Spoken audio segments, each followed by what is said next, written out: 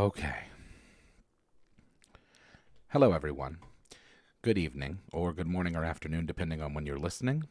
Welcome to the 61st of hopefully many episodes of Bard Advice, a D&D slash TTRPG slash nerd-centric podcast, where I, Charles, Chaz, Yazik, the DM, the Bard, however you may know me, do my best to answer any of your questions, critiques, or criticisms that you may have. As we like to do at the top of the show, remind everybody of the email, which is bardadvice@gmail.com. It also looks like bardadvice. Please feel free to send all of your questions, queries, complaints, criticisms, compliments, critiques, etc. to bardadvice@gmail.com. If you've got like a cool story you want to tell or a follow-up with a question that was answered on this podcast previously, send them over to bardadvice@gmail.com. If you want to get some merch, you can do so over at manshorts.com. And if you would like to contribute to anything that I'm doing musically, you can do so directly via PayPal, Cash App, or Venmo, all of which are Yazik, YAHZICK. I hope that everybody is having a fantastic Friday and a fantastic week. So, as we get further along into the episode, we like to do Art Corner towards the beginning. So, for Art Corner this week, I just want to talk about dice. And there's actually another cool thing that I wanted to show everybody just because I thought it was neat. But mostly, want to talk about dice. So, as you may or may not know, the dice are live. They're available for purchase over at krakendice.com, which is linked in the description here. The Man Shorts Part 2 dice set, which is available over at Kraken. Now, this will be one of 4 sets that we'll be releasing over the course of the next 2 months, every 2 weeks. So I believe Sarah's set comes out on the 7th of March, but this is the Part 2 Man Shorts set. And as you can see, I think it's a really cool color scheme, I guess they call it. Also, these are hand poured, which has actually made me feel better about them taking a little bit longer to do. But I think it's worth it because the quality's there. I've got some physical copies at my house that I really enjoy. So, and they glow in the dark, which is super cool. So go get yourself some Man Shorts dice over at krakendice.com. And then also another cool thing that I just wanted to mention during Art Corner, just as kind of like a little homage, I guess. My mom sent me this image the other day, and I thought it was cool, so I thought I would share. Where is it? Right here. So this is the ticket stub from when I went and saw George Carlin in high school. So that was October 7th of 2004. So I would have been 17. Yeah, 17, I think. And $30, huh? Whoa. Which, by the way, I was curious and did an inflation calculator. That would only be $48 today. So, good on George, I guess, for not, overpricing. Man, it was such a great show. It was so funny. And one of the best things ever. I missed my, what they call, I went to a school where our mascot was the Blue Devils. And so our homecoming was called Devil's Night or something. And I missed that senior year to go see George Carlin. Totally worth it.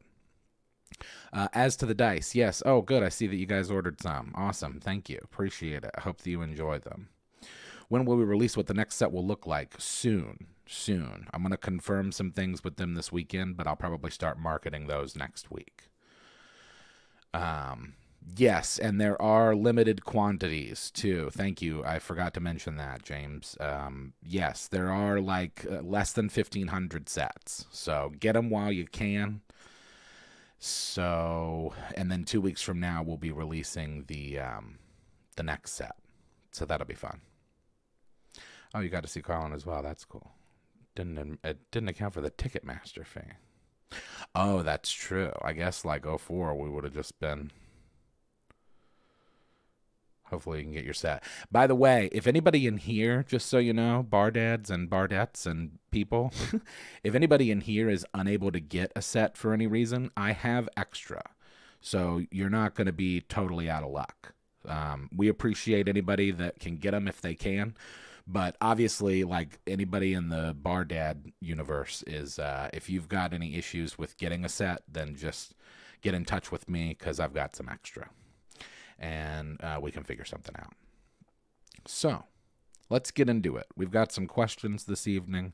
A couple of them are kind of long, so we'll just see how we can get through them. But let's get into it. The first question this week, and I feel badly because I don't know if I'm pronouncing this properly, but I think I don't know if it's from Cal-E or Cal. I don't know if it's Cal-E or Cal. How it's spelled is Kalle. So, and I think we've had questions from them before. And this is also not like technically like a typical bardadvice question, but it's one that I wanted to address and just have on here for everybody to see. So, this question, Cal or Callie asks, greetings. Just watched Bard versus Barbarian. Wouldn't it be possible to maybe create a weekly poll under the YouTube community tab, or maybe one on Patreon and on Discord to see whom people thought won instead of just going by comments? Maybe too much effort and work. Looking forward to the next episode and debate. Well, thank you very much for the question. That is something that I have considered. In fact, I was going to do that originally, and then we talked about maybe just doing it with the comments. So I think that moving forward, and this was for anybody who doesn't understand the context in reference to the first episode of D20 Debates, of which there have now been 2. It's a show where Jay, the guy who plays Lance on the D&D editions, and I just argue about nerd stuff, D&D, TTRPG stuff. And so the first one was Barbarian versus Bard. The second one was Melee versus Ranged. The third episode will be coming out this Sunday, which I can tell everybody here is just kind of a preview. I'm pretty sure we're going to do Ranger versus Druid this Sunday. I haven't completely decided, but I'm pretty sure that's how we're going to do it. And yes, Jay is indeed 2-0. I was a little salty about that. He manifested it because that's what he said. He was like, "Oh, we're going to go 2-0." So to address the question about the poll, yes, we're going to start doing that. So it's not too much effort because I think that I can schedule those to post. So what I'll likely do is just have the poll release the same time as the video releases, and then just kind of go from there, let people know that, because I think that in both of the episodes that we filmed today, we filmed the show today, I think in both of the episodes that we filmed, we mentioned that to go check out, or to go rather vote on the community tab, because I think that'd be a lot cooler, a lot easier. Plus, you can actually like see real like numbers as to like the percentages and stuff. So that's pretty cool.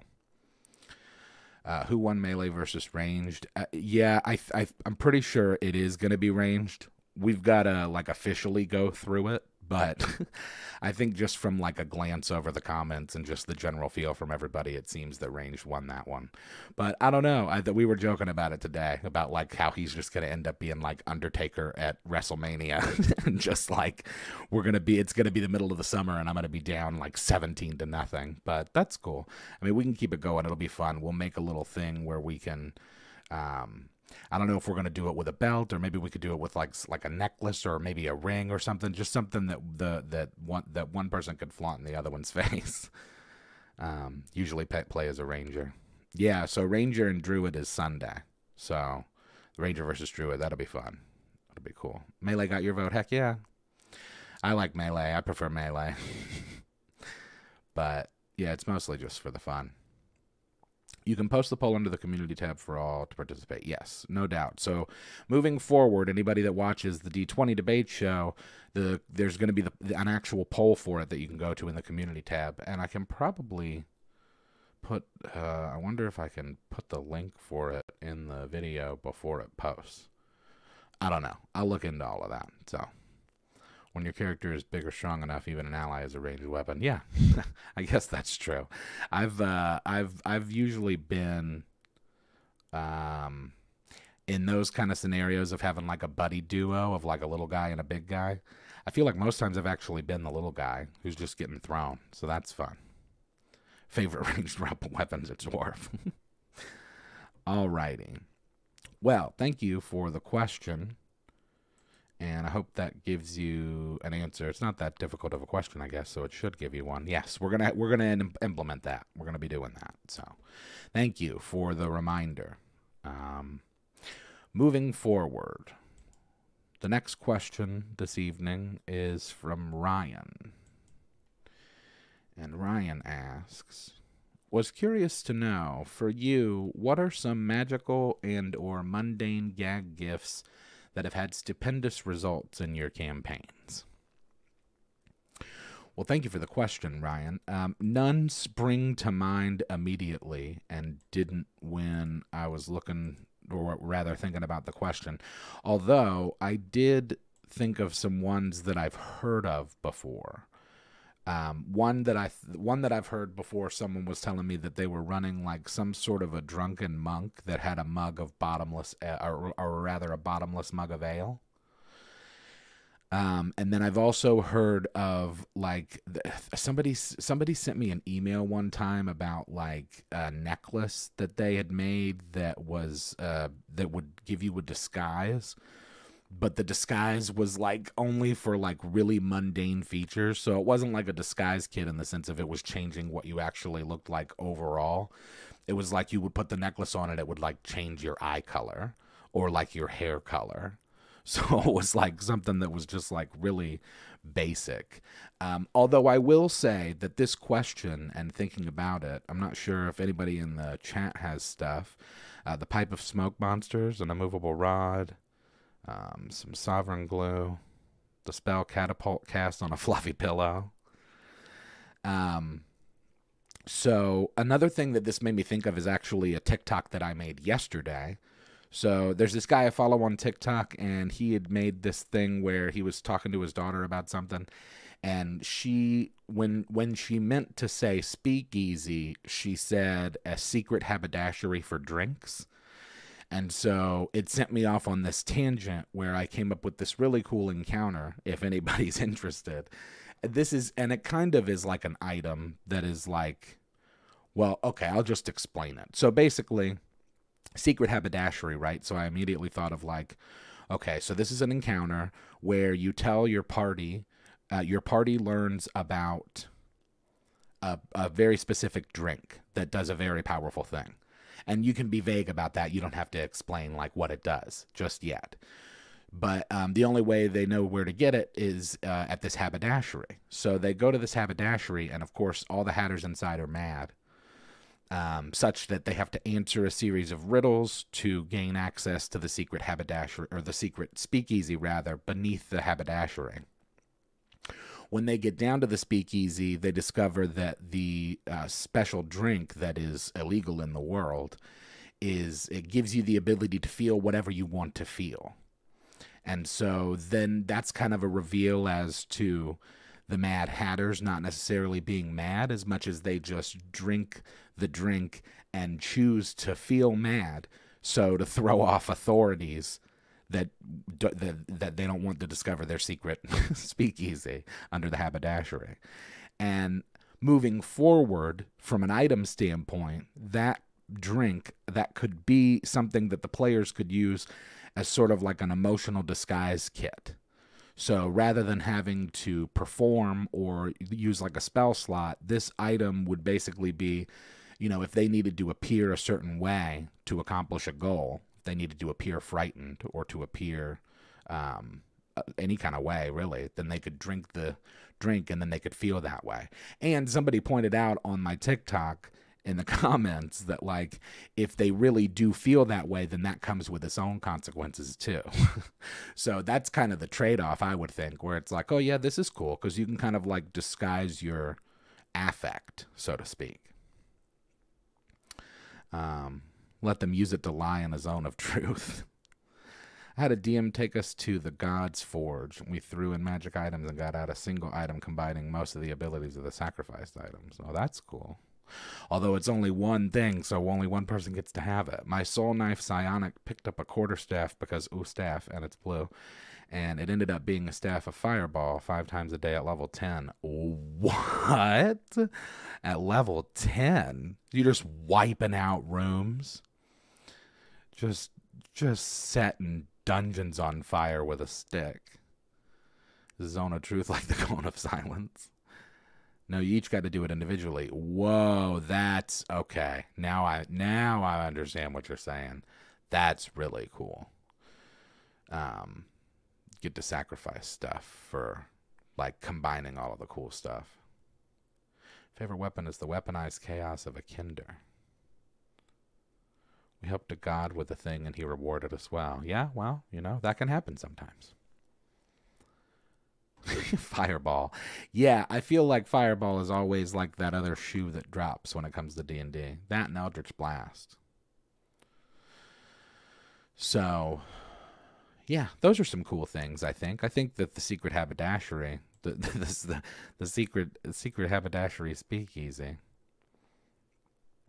Long-time viewer, first time catching a live stream. What's our concept with this? Forever DM. Hello. Yeah, we just kind of chat, you know? People send in questions, which you're welcome to do, of course, at bardadvice@gmail.com. And then I just kind of bumble through them and answer them. Chat's very helpful. They're very helpful just to be able to chat with and talk to, as well as having good advice themselves and good recommendations for things. So yeah, I encourage anybody to feel free to take that encounter idea about the secret speakeasy haberdashery and run with it, because that'll be fun. And generally cause a ruckus. Yes, indeed. A general ruckus. Could you describe the ruckus, sir? Moving on. The next question on our list of names is from John. And John asks, Dear Bard, I'm new to D&D and have yet to play. Oh boy. Been working on an idea for my first build, an archer with a repeating crossbow. This means he can shoot multiple times per move. What class should I take? I thought Artificer, as he's also a weaponsmith. Not sure if there are any other classes that would give me the opportunity to shoot 3 times a turn. My crossbow has a magazine that holds 6 shots. The real-world equivalent is the EK Adder by Go Gun. Thanks for any help. P.S. Love the vids and music. Keep up the good work. Well, thank you for the question, John, and welcome to the fray. I don't know if you've already started since you've sent this question, but I hope that if and when you do play, you enjoy yourself. Just have fun with it. Try not to take it too seriously. Haberdashery is a great word. Rogue. Go rogue for this, River says. Interesting. Rogue didn't even cross my mind. I thought, yes, Artificer. You could do it with Artificer if you wanted to go like Battlesmith or what's the other thing? Artillerist. But if you... oh, goodness. We must-wait our buddy's hardcore paladin break his oath without realizing it by using our sorcerer's raven familiar to land on his shoulder while in a church and shout, Chosen One. The town ended up as a crater. Well, thank you very much, John, for the donation. And for you as well, Spezia Poet. Very cool. I'll send one in also tip for the awesome content. Thank you both very much for your generous donations, for the super chats. They're much appreciated always. Oh, that's a thing that I typically forget. Well, that I don't typically forget, but I did forget this week is to, at the beginning, of course, thank all of our patrons, all of our super chatters, members, subscribers. Please like the show. If you're in here, give this video a like. It's helpful for the algorithm. Make sure to subscribe, turn on notifications, all of that good stuff. Much appreciated. Man, lots of rogues already. Man. Well, that shows you how little I play rogues. I was going to say, if you're not going to do like one of either the Battlesmith or the Artillerist Artificer, you could do Fighter or Ranger, because if your main goal is to just accomplish like lots of attacks with like a repeating crossbow, it sounds Fighter or Ranger to me, because like off rip you get a fighting style and then you get feats and things that can help facilitate that moving forward as to extra attacks. But let me see what some of the stuff chat is saying. Rogue with a repeating crossbow has potential. Rogue is solid. Basic Fighter works. Ranger Gloomstalker. Yes. Gloomstalker's dope. Doesn't Gloomstalker's the one that gets that extra attack. The Dread Ambusher. Is that right? Is that what Gloomstalker gets? That'll give you an extra attack. That's real nice. I will say that in my Baldur's Gate 3 run, the first run with Cowboy Al, he was like a fighter ranger, and I had lots of attacks. Oh, and then, of course, Fighter gives you Action Surge. I think you should go Fighter the more I think about it. I guess that Rogue gives you an extra attack if you go Thief, right? Or, I mean, it gives you an extra action. Discord send in the Discord is there a link? Oh yeah, okay, cool. Just put a link in the chat for the Discord. Fighter Gunslinger. Disallow it. There are only 4 classes. Fighter, Thief, Cleric, and Magic User. Any outside of that, just RP it. Gloomstalker's a lot stronger in 5e than it is in BG3, and it's strong in BG3. Whoa, really? Ooh, man. Maybe Gloomstalker Ranger. But yeah, Action Surge really essentially like resets your turn, though. So that's something to think about. I think that you get more opportunity for turns, or rather attacks per turn, with either of those 3 classes, Rogue, Ranger, Fighter. And if it's your very first time playing, you should probably do Fighter or Rogue. Fighter, I think, might surprise you, because especially if you're a new player, you might be thinking like a fighter is more of like a big sword guy, and it's like that's true to an extent. But you can be a dex fighter, and fighters get lots of cool stuff, like with their what do you call it? This is what I did with Cowboy Al on Baldur's Gate 3. The fighting styles. You take archery, right, and that gives you an automatic +2 to all your like ranged attacks. So helpful. And then you get an extra attack at level 5, but then as a Gloomstalker, if you go Gloomstalker, then you get an attack from Dread Ambusher. But as a fighter, you get Action Surge. So Thief gets an extra bonus action. Archer fighting style +2 to hit. Yeah. So I think that I would say fighter. Now that I've talked it all out and thought about all of it, I think fighter gives you the most opportunity to accomplish those things, if in fact the main goal is the crossbow. Now, you may be wanting to be an artificer for other reasons. Maybe you have other plans to do other things, or maybe it's an RP thing, in which case, yeah, I think you can do that stuff with like battle master and artillerist. But I mean, even those subclasses, it's kind of, the Eldritch Cannon is kind of its own thing. You can accomplish like a repeating crossbow with any of those other martial classes I listed. And honestly, fighter is probably best for a brand new player, just because I think even with 5e and like the different styles of fighter, it's probably the most straightforward. And also you can go battle master and get like all of the different maneuvers, which is kind of a sort of a way of giving you extra moves, or at least at a minimum, it's allowing you to do different things or more things than you could beforehand. So I think you could accomplish what you want to with anything. How about that? So you do what you're most comfortable with, but I think you might be better off with fighter. Doesn't depend what level as to multiple attacks. Yeah, I think it's just now everybody just gets an extra attack at 5th level. Champion fighter, why fix what isn't too broken? Yeah. Wait a minute, I missed this. Sorry, from Cat Jazz. One of my AD&D wizards managed to find a shield that absorbed arrows and would randomly fire them whenever I would cast any spell. Whoa.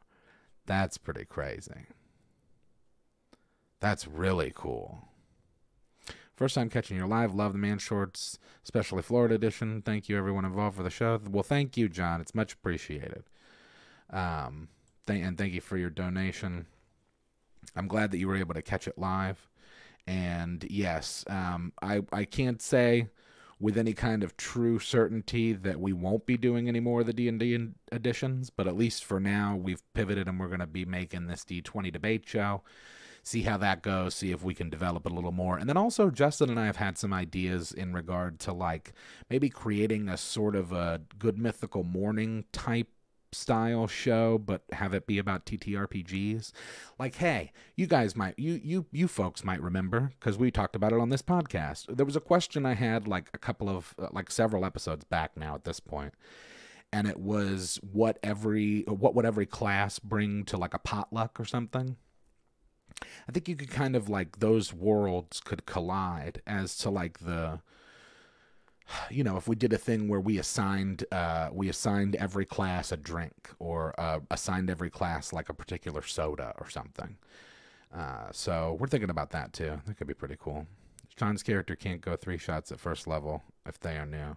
Yeah, and and that's something else that I wanted to address. Thank you for reminding me of that. So, yeah, when you're early level, it doesn't really matter what class you are in terms of how many attacks you get per round. Now, that's not completely true. When do monks get flurry of blows?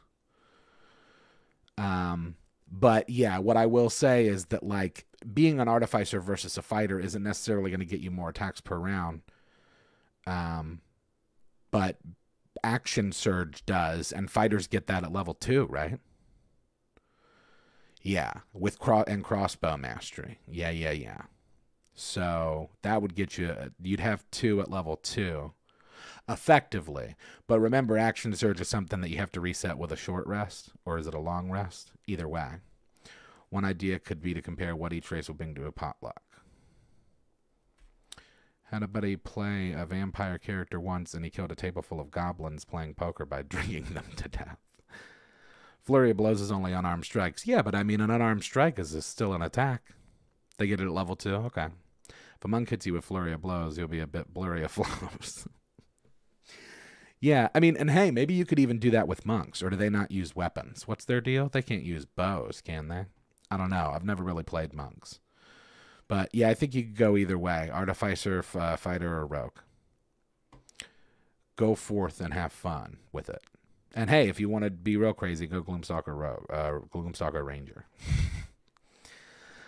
Alrighty, so moving on, we've got a few more questions this evening, and then we'll do a little chat. This question is from Chris, and Chris asks, if you could be an element bender akin to Avatar: The Last Airbender, which element would you choose? Also, how long do you think until you would accidentally kill yourself playing with said powers? Well, thank you for the question, Chris. I didn't honestly have to think about this for too long because I think I'm going with air. And that isn't necessarily based on any kind of like characters or plot from The Last Airbender, but it's more of just like, I don't know. I feel like air you could do a lot with anywhere, whereas water, fire, or earth would be kind of more specific. Plus, I feel like if it's a world where people are benders, most people are going to want fire, right? So it's like, helps have some balance. Waterbender, bloodbender. Oh, that's true. Oh, yeah, and isn't there like another one where it's like an energy bender or something?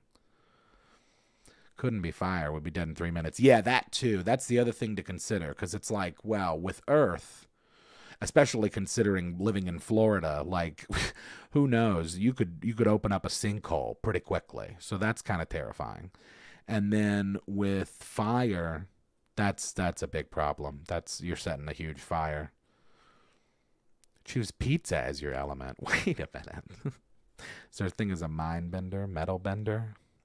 Waterbender helps getting the rain out of your clothes. Energy bending is... Oh, yeah. Yep. Like water, but you'd probably be earth. Yeah, I'm going air. I just feel like I could do cooler things with it, and I would have more fun with it. Because, like, with superpowers, I feel like I would never... and maybe this is going to make me look... Maybe this is going to be a bad take and make me look, like, really selfish, but I don't care. Like, I feel like with superpowers, I wouldn't want to be... Like, if I had superpowers, I wouldn't want people to expect me to, like, protect humanity. I guess. That's why I like Superman so much. I think that Superman, the character, is so cool because, like, he didn't ask for any of this, right? Like, and also, he's not really super, but for the fact that he is in contact with Earth's yellow sun. So he, like, on his planet, he's just a regular guy, and then he's on Earth, and then it's like, oh, yeah, and also you're super at everything. And so now, as a result, you have to constantly save the world. Whereas, like, with airbenders, it'd just be like, oh, yeah, I just, like, you know, it's fun to, like, fly around a little bit. And, like, maybe I could, like, figure out a way to, like, oh, dude, no, I know what I would be doing. This is why it's air, everybody, all right? What you do is you create an air pocket to just, like, levitate your car above all the other cars. And then there's no traffic because it's just you in the sky. You turn your car into a plane. If you were good enough earthbender, could you bend the iron in someone's blood? Yeah. Well, waterbenders. Airbenders can learn to fly movement speed all the time. Earth all the way. Magneto could. Water is best. Earth is second. Water has so many practical, industrial, and combat uses. Yeah, I guess that's true. But I feel like if you could bend water, the government might get right on top of that. Whereas, like, I could get away with being able to bend air for a little while. I feel like if somebody could, like, bend water or, like, create water, like, super, like the powers that be are going to get involved in that stuff immediately. Why would you need the car if you could fly? Well, because, again, you know, you don't want to raise suspicion. I mean, I guess flying in the car is pretty suspicious. But flying without a car might even be more so. Because we're living in the future. Isn't there a flying car now? I thought I saw one the other day. They've got like little drone fan blades. Thought it would be cool if benders could amplify their voices. Crazy Bard activated. Better yet, can you bend time? Ooh, now you're asking the real questions, pirate. Like Hero from Heroes. That's the move. Bend time and space. Yeah, that's what you do. Gravity bending. Can I do that? Just need a stable form of element 115 and we can bend gravity, folks. Kevin Bender, changing temperature.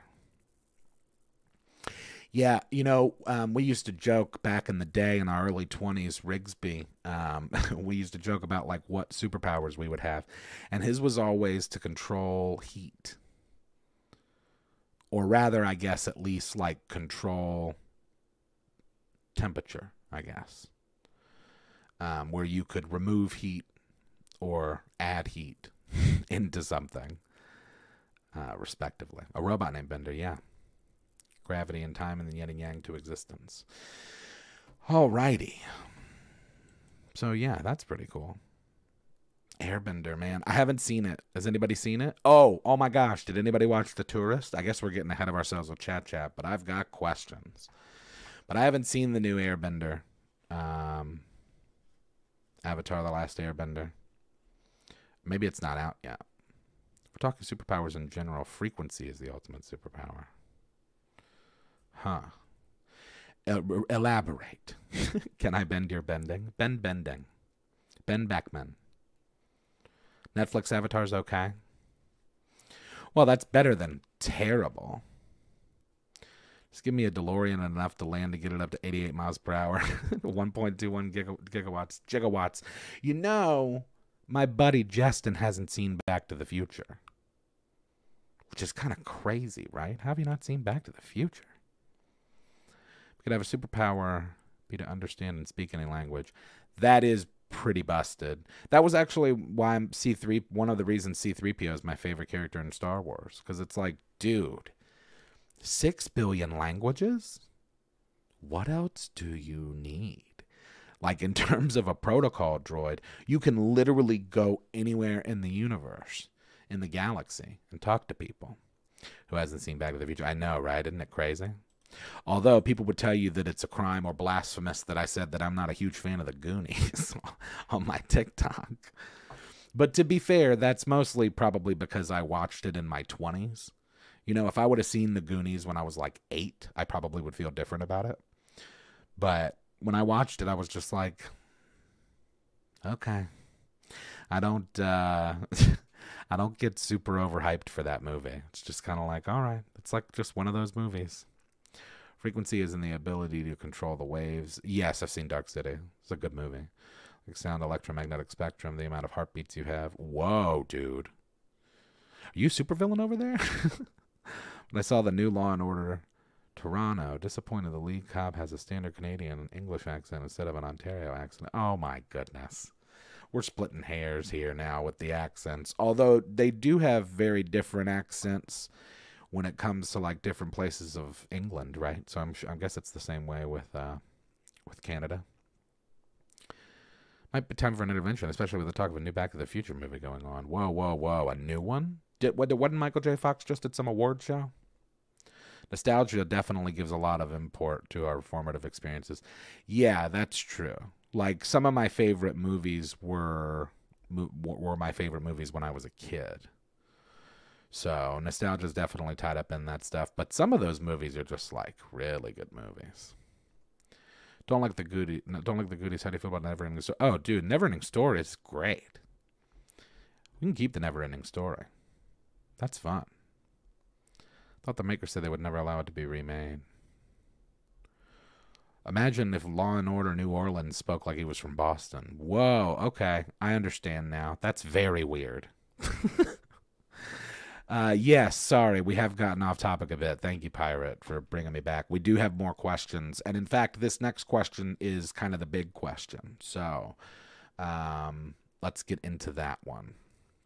Because I think that this one is like 4 slates. Thank you for the question, Chris, and the fun little brief detour, avatar detour that got us into talking about Back to the Future somehow.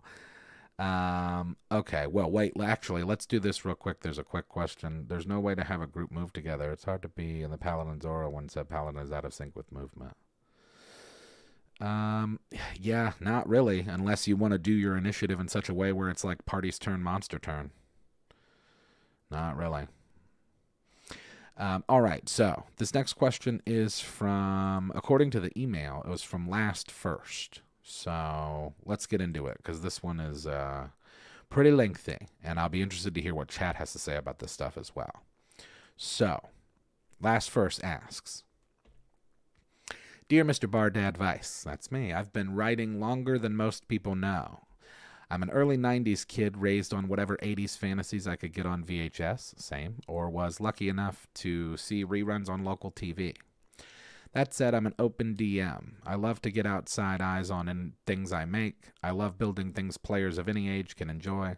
With all my experience, I've worked up a reputation in my friend group as a writer people want to learn from. I found some people that want to play my games for the sole reason that I'm the one running them. In one such current game I'm running based off of an anime series. Long story short, I have a player who has no real like for the series I'm basing it on. While he remains involved enough to respond in-game, I know how he feels and can't help but feel that I'm pressuring him. Everyone knows the series in question, aside from this player. I'm not willing to admit defeat and write off this player who supports my writing as he just isn't a fit for it, because he is trying. With all this in mind, my question is, as a DM, what can I do to make this player more involved in my game? I found he's more responsive in one-on-one secret stuff with just me, but getting him involved with the group or the main story is another thing entirely. Do you ever have players that you feel cling to one player in the group over the overall party? How do you deal with it? How do I get everyone to invest in the group experience instead of just the character they're playing? I thank you in advance for your time. If this makes it in a video, everyone like and subscribe. Well, thank you very much for adding that in there. Yes, please do, everyone like and subscribe. Wow, how do you get everyone to invest in the group experience instead of just the character they're playing? I mean, I don't know how you do that in real life, let alone how that would translate to a game. But let's talk about it. I've got some notes. Make him a secret bad guy. That's always real fun and cool. Whoa, man, that was short and sweet and to the point from River. That's a move. I've been that person more than once. Yeah, make him a secret bad guy. That's real fun because that would give them incentive to like talk to the players and try to like get involved. Why don't you just invite him to join during a different campaign? That's true. Yeah, you could just do a separate campaign with that guy if it's not really a fit. I mean, it sounds like, and I don't mean to be presumptuous, but it sounds like it might bother you as much as, if not more, than it's bothering him. So maybe it is just a situation where it's not a fit, but making him a secret bad guy could be a really cool way to get around that. The notes that I put down are, in terms of like getting people more involved, I think that the short answer is if you provide them with more like tailor-made scenarios. So like I think you can accomplish both with getting the players to invest in by doing things like splitting the party, because splitting the party can force RP interactions among characters that might not normally interact. right? So like there's an event that happens, and then as a result, this guy is now with someone who he never talks to ever. And so by the nature of them just being kind of forced together, they may develop a friendship or a relationship. That's kind of like a trope in movies you see, right? Where it's like, I mean, I quoted The Breakfast Club earlier. That's a great example, right? You have all these characters and like none of them have any real reason or incentive to be together, but they're just like locked in this space. And so they kind of have to. And then as the nature of their just being together, they talk. And like it's rocky and weird and goofy at first. And then like eventually they develop relationships. And that's, you know, they made a whole movie off of that. So, yeah, I think that you can do that when you do that. You know what I mean? And you could address both of the questions by designing encounters, quests, or arcs that highlight different characters within the group. So let's see. What's going on? Would this person be willing to try and watch the anime to gain more knowledge of the story? Yeah, that's a good question. I'm also like mad curious to know what anime it is too. Guys, keep up the amazing work. Huge fan of all the Man shorts and the album is fire. Gotta admit, I use your song Big Bad when I'm trying to amp up before going on stage and doing stand-up. That makes me feel really good, man. That's dope. Thank you. That means a lot. Best of luck to you doing stand-up, because that's not easy. So keep up the good work and vibes there. Talked to them about this last week. It's a Pokemon campaign. Oh, it's Pokemon. First of all, what is there to not know about How do you not know about Pokemon? You just get here? Had us build him a secret mage tower lair and everything before we figured out he was the bad guy. Yo, that is so dope. Secret bad guy in the party from Pirate. Write in or create. Scapelli says, write in or create opportunities for one of the other characters to have a common goal so they can create their own separate threads. Yeah, that's a great idea. So if you find that they're like attached to a particular player and you want them to interact with other players more, I think any of those things can kind of force their hand on that, whether you split the party and you put them together physically, or to like Scapelli's point where like, you know, something happens where there's an NPC that gets introduced and for some reason he only talks to that person and then somebody that they don't really interact with. And now they have a common thread among them, right? So now there's an incentive for moving forward with the story for both of them that is similar but different from the rest of the party. So that can develop that relationship as well. Rocko's Modern Life was a great show. Yeah, for sure it was. Can't please all the people all the time. Yeah, most definitely. No clue about Pokemon. We've had players play the monsters before. It's a lot of fun seeing how they would try to beat each other. Yeah, and we did that. There's a D&D edition. There's a D&D edition for that. I think it's Monster Edition, where they're the monsters. But anyway, yeah, the secret bad guy is cool, right? Like the secret evil NPC, because, you know, like Pirate said, they helped him build a secret mage tower. That, I think, would get them plugged in a lot more. So, like, if it's a Pokemon campaign, just like, hey, like, what if you were, like, a secret, like, Team Rocket member this whole time, and they didn't know that? And so then maybe that gives them, that might even give them incentive to, like, dive into the anime a little more and be like, whoa, if I'm going to be a secret bad guy, I got to read into this and see what's going on.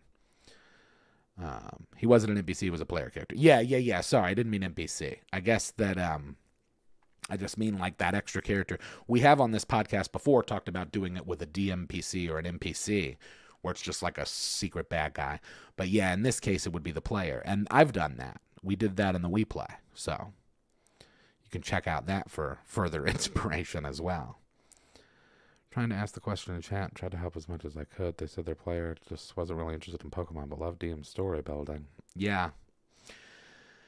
Yeah, I mean, they don't have to necessarily be that into Pokemon. I think it might be a thing where maybe you feel like they're not enjoying themselves as much as they are.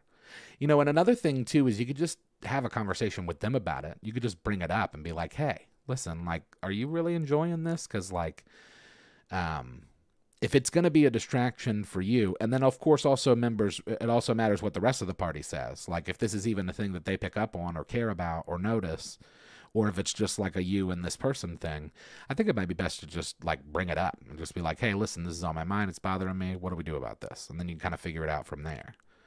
But if you want to do it just in game, like, stealthily, Yeah, secret bad guy. That's a really cool thing. When we made our paladin break his oath, we had the raven land on his shoulder. Oh, yeah, that's right. I remember that. Hope things are going well.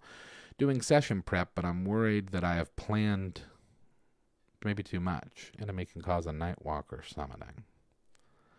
Whoa. Well, that'll most definitely happen. If there's one thing that we know about playing D&D, if something can go wrong, that's Murphy's Law, but it's like put into the fast lane on steroids when it comes to D&D. I made a TikTok about that too. I was like, you spend 2 weeks building some elaborate thing and then they tear it down in 3 seconds. Agree with that. Have a chat on where the player wants to go, what the player would like to see. Yeah, because, I mean, it could be a thing where, like, they're very earnestly like, whoa, what do you mean? No, I'm having a great time. Like, don't even worry about it. Because obviously they're interested or they wouldn't continue to show up, especially if they're not into the anime. So, yeah, I'd say just talk about it. Figure it out. Had a PC paladin that became twisted and had his alignment changed. That player may have moved away, and our DM bought his character back as an evil NPC a few months later. Yeah, I've done that before, too, I think, back in the day. I think when we played 3.5, I remember running a...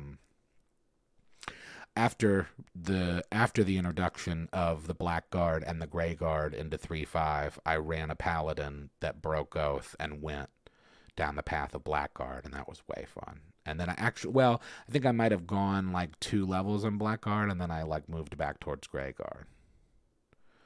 Murphy's Law 1000% lives in TTRPG. Just got out of session 50 in the Curse of Strahd, and party got down to 5 HP total. How many members of the party? Truly, the DM is the referee and creator of the setting, is the player's story. If you want to also be your story, write a book. Hot take. Yeah, a little bit too, obviously, like, you are a writer, and as a writer, like, I get it. I understand in terms of like creating those worlds, but there is a good point to that. Ultimately, you do kind of want to give them the reins. And so, if you're, the best thing that you can do as a DM is facilitate options for your players, facilitate agency. So giving them the opportunity to drive the story how they want to. An encounter with a Nightwalker can become one of those legendary sessions that are talked about for years. I say go for it. Yeah, that's true. Town is under attack, but there's a cave we can explore. Agency equals fun. Yeah, no doubt. Alrighty. Well, I think there's some answers in there for you. Last first. From me and from the chat. They've always got cool stuff to say. Man, secret bad guy. And River was fast with it too. I was like ready to get into like my notes. And I just like looked over and it's like, boom, there's the answer. That's the great thing about chat. And yes, that was a fantastic question. Much appreciated. Very cool. All right, so the next question and then the last question of the evening is from Amanda. And Amanda asks, Evening, O wise bard. In light of a new Flim Flam series on the horizon, have you thought about using the Patreon for behind-the-scenes clips, bloopers, or extras? There hasn't been a lot of action in a bit on the Patreon, and didn't know if y'all planned on using it again in the future. Thank you for the question. You're not wrong. That's a bit embarrassing of a subject, but it's something that we should talk about and discuss. We have lots of patrons who have supported us on Patreon over the years, and we have not really done too much in the vein of providing supplemental or additional content there. Part of it is just like a planning issue on my part and just like scheduling. Of course, we like appreciate the heck out of all of our patrons, and it's obviously those funds are instrumental in us helping keep the channel moving. But I can definitely do more on my part in terms of providing things like that. As for the Baldur's Gate 3 game, for sure, I can probably set it up where we just, have longer episodes available on the Patreon, or just like extras or bloopers. I don't know. I don't know what that extra content would look like, but it is definitely something that I've given thought to, and even more so now that you've asked the question, because Yeah, you're right. We haven't really done much with it over the years, and it's something that I want to do. So, what do you want? Is that what y'all want? I mean, obviously, like Amanda recommended, like, bloopers and stuff, but like, is there anything that you guys would want from us on the Patreon that we can do? Because we can try and facilitate that. We seeing Florida Man anytime soon? Probably. Florida Man's always kind of like lurking in the background, regardless of whatever's going on. Florida Man's always there. In fact, when I was talking earlier about how Justin and I were discussing maybe doing like some sort of a Good Mythical Morning type show that relates to D&D, one of the things that we were talking about doing was like where we have people send in like stories from their campaigns, and then we have somebody like probably Melissa, but like somebody that would like read to us, and then we would have to decide whether or not it was a story from a campaign or a Florida Man story, because that would be pretty cool. Kepler videos, yeah, that's true. Live stream where you play party games and viewers can join and stuff. Oh yeah, that'd be cool. That'd be kind of a fun thing to do. Please do another Florida edition. Thank you again, John, for the donation. Yeah, we can do we can probably do more Florida edition. Drunk Before Noon, yes, maybe that might come back. I have gotten some things that I've written for that. Maybe that can be a thing that we can give to the patrons. But something for sure. Like I'll think more on it and talk to Justin and Jay about it and see what it is. Maybe it's a situation where we do create that new type show, and then we have like all of instead of like having the bloopers and stuff in the regular episodes, they'll just be something that's available for patrons, that's available behind the ye old patron paywall. And then of course, like there are all those other projects that I want to do, like when it comes to just doing like the character supplement book. That's a thing that I've wanted to do that I got like totally distracted on and just didn't really develop further. So that's something that's still in the background. Hey John, don't forget yes, that's true. Chris is indeed correct. You can become a member of the community. If you sign up on the membership on the channel, then you get a bunch of cool stickers. D&D Sarah just being scary. That's every episode though. That's the thing. Appreciate the heck out of people. Florida Man Hold My Beer edition. Florida Man tries to one-up himself. Oh, yeah. Well, that would definitely be very dangerous. That's when things like, that would be kind of funny to do. It would be kind of funny to combine. I don't know how you would do it and what it would look like, but combining the concepts of like Florida Man and Avatar, The Last Airbender, that'd be pretty fun. Love you some Drunk Before Noon. Yeah, Drunk Before Noon is something that's kind of like always in the back of my mind as to like I do probably want to do at least another season of that where it's just like, like maybe 20 more episodes and just maybe kind of like wrap it all up. Because like there is kind of an overarching story. And if I'm honest, I don't know if I've said this before, but like the plan was always that like from a canon standpoint, when it comes to the plot through like the through lines, the plot lines of like the D&D editions and the Drunk Before Noon, like Drunk Before Noon always in my mind was what happens after the D&D editions. So like if and when the D&D editions ever like end from a canon standpoint, of a plot line standpoint, that's where Drunk Before Noon begins. And like obviously it doesn't fit with like all the timing and stuff, but that's just always kind of how it's like existed canonically in my head. Oops, all Sarah's. Yeah, that'll be the next set of dice, is Sarah's dice.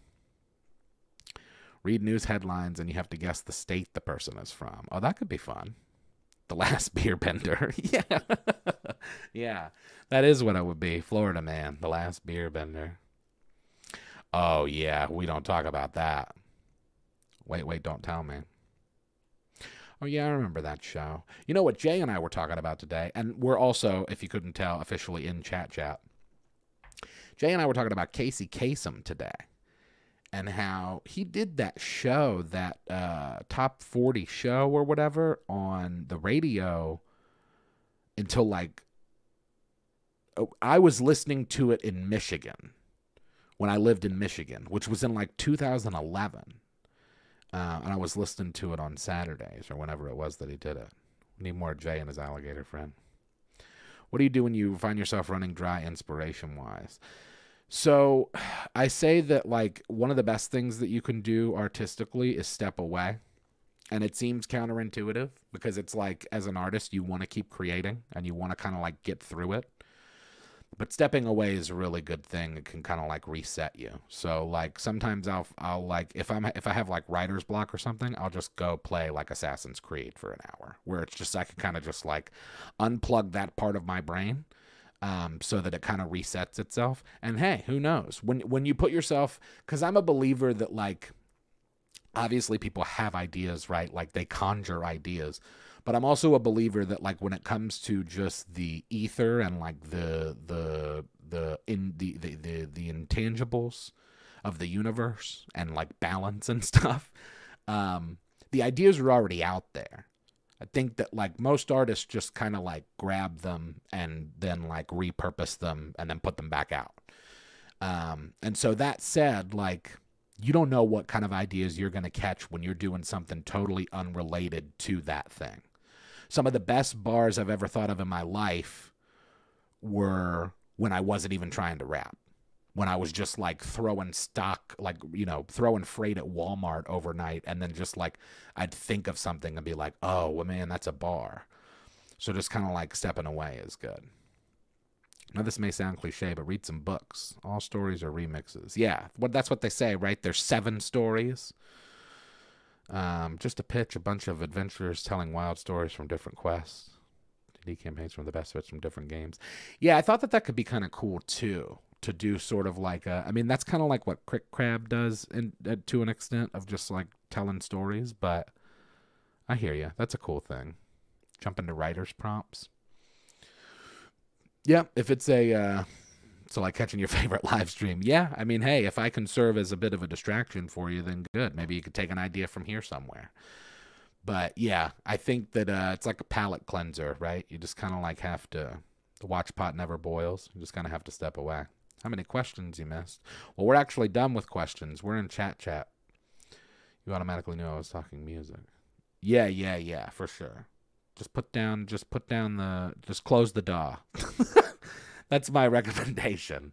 Take the headphones off and like just do something unrelated, and you know it'll come to you when it does.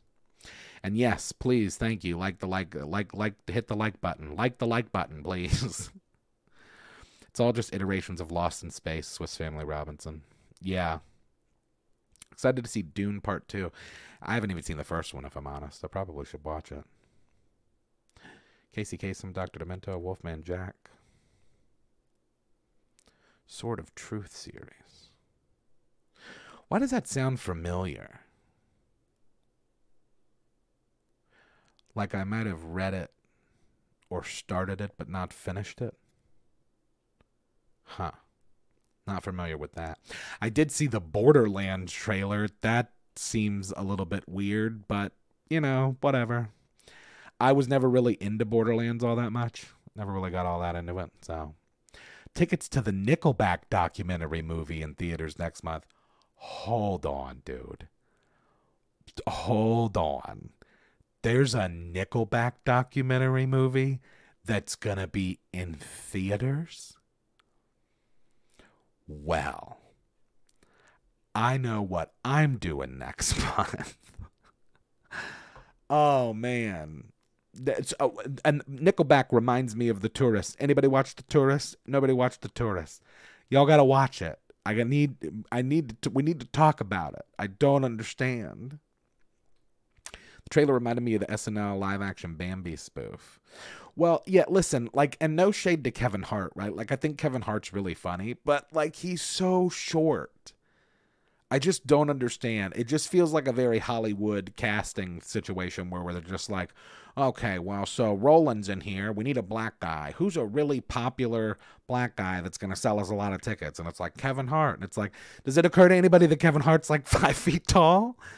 I don't know. It just seems weird. It's like, yeah, you're going to get people to the movie theater, but like, is it going to be a good movie? I don't know enough about Borderlands to really speak on it. So Edibles and Nickelback, let's go. Hey, what's going on, Song? Only going to be in theaters for 2 days. Oh, man, I hope we can make it. Jeez. Paying for a flag opinion in Discord. It's all symbolic over events over 7 years of play. Also, your Discord community is already awesome. Oh, well, yeah, thank you. Welcome to the Discord. Yeah, I'm not in there as much as I really should be. It is very great. Everybody that's in there is awesome. And, of course, listen, even if you're not on the Discord, anybody that's listening to this show is awesome. You're already doing better than most if you're here, you know? Roland's also not a goofy or comic relief character. Yeah, like I said, I never really played Borderlands, but, like, isn't he supposed to be like kind of a tough guy? Like, I don't know. And the character Kevin is playing is supposed to be 6'5" stoic ex-soldier. Yeah, man, that's a weird thing. It's just like, you know, I like Kevin Hart as much as anybody else, but like, y'all couldn't find anybody else. I don't know. Seems weird, but it's like that movie's got a lot of pull. Oh, and Bobby Lee's in it, which I'm actually kind of hype about. Like, I might watch the whole movie just to see Bobby Lee, because I saw him in the trailer. He was only in there for like a frame, but like, it's so funny because I remember when he was, because I listened to his podcast, and I remember seeing him talking about it when he was filming it. Nickelback sure did disappear. Oh, Nickelback they'll forever be in our hearts though. That can't be true, Unknown Valor, is it? Say it ain't so. That couldn't be. No, he didn't. Terry Crews is fine. Well, man, Terry Crews would have been great for Roland. Kevin Hart is an Uber fan. Oh, okay. So now that makes a little more sense. Because it's like, I mean, he probably, if he's that big of a fan, he might have even taken less money than he would have had to for a role like that. So in that case, it's like, well, you know, we're getting Kevin Hart for half of his usual rate because he loves the game. It's like, well, okay. Well, then in that case, I guess you got to take him. He passed on the role. Remember we had VH1 behind the music? Now we have a Nickelback movie. Oh, I see. I understand now. I just misread it. Yeah, I passed on the role. Yeah, I don't know. I don't know about that. If he's a huge Borderlands fan, then maybe he'll do the character justice. That's true. Yeah. I mean, we'll see, right? Like, it's still yet to be seen. And I don't know anything about that Ariana Greenblatt girl. I guess she's like some new it girl or whatever. I saw Jamie Lee Curtis is in there. Jack Black is the voice of Claptrap, so that'll probably be fun. You've seen Nickelback 7 times? That's awesome. Tom Cruise played Jack Reacher. Yeah, Tom Cruise is one that kind of gets away with it, huh? Because he's a short guy. He's kind of like a short... Well, you know, like... It's like Mission Impossible, I guess, kind of set the standard for that. Kate Blanchett is... Yeah, but Kate... I don't know why I'm having problems with her name. Kate Blanchett could do whatever she wanted, though, you know? She's like... Tannis will be a perfect casting. Yeah. Oh, I don't know. I just want a Zelda movie, you know? I'm actually wearing my Zelda shirt. I didn't even plan that, but I was just thinking, like, I was saying that today. We're supposed to be getting one, right? Isn't there one? Is there one in production already? I want a live action Zelda. That's good. Wasn't an intention, but I've seen Papa Roach 9 times. What? Okay, hold on. It's not an intention. What, do you just accidentally... Oh, I see. They've been at a bunch of bigger shows you bought tickets for and see that they were also there. That's the universe telling you to listen to Papa Roach, dude. Who would I cast to play Dritz? Oh, I don't know. That's a good question. What do you think, chat? If we see Dritz. Tears of the Kingdom. I've not played any of the new Zelda. I don't think I've played a Zelda since, like, Skyward Sword. Live action Zelda would piss you off. What do you mean? I think that we're in a space now where we could do it. Oh, man, has everybody seen Sora, the new video AI? OpenAI Sora? Which is, like, currently where images were 2 years ago. where it's like, oh, wow, interesting. That's cool that it can do that. Well, you could still kind of tell, but, well, that's interesting. In 18 months, folks, we won't be able to tell the difference. And then we're going to be in a totally different room that we're dealing with. But try to use Sora, but it's not available. Yeah, just from seeing, like, the examples of what they're able to do, it's pretty telling. Sora is insane. Yes, indeed. Starfighter. Yeah, and didn't I hear something about Starfield's lost like so many of its players? Yeah, Midjourney is fun. I use Midjourney. I use Midjourney to make the images for this show. Or the backgrounds, I mean. Timothy Chalamet. No, don't do it. All right, well, we're past time here. We got too into it with Chat. It's always fun. The time goes by quicker every time, it seems. But here we are at the end, so we're going to discuss some things before we get out of here, and then I've got to get out of here and edit this because I've got a bunch of stuff that I need to do tomorrow. So before we take off, a reminder of the email for everybody, which is bardadvice@gmail.com. Send all of your questions there. If you've got a follow-up to a question you've asked before, if you've got a story that you want to tell, if you're just had a thought, send it over to bardadvice@gmail.com. If you want to get some merch, you can do so at manshorts.com. And this is another reminder to go over to krakendice.com to get yourself a pair of a set, I guess, of the Man Shorts Part 2 dice. Remember, this is one of 4 limited dice that we'll be releasing over the course of the next few months. So go get yourself a set of those. I don't know why I keep saying a pair of dice. Paradise. Oh, I never thought of that. I guess that's why they don't call it that.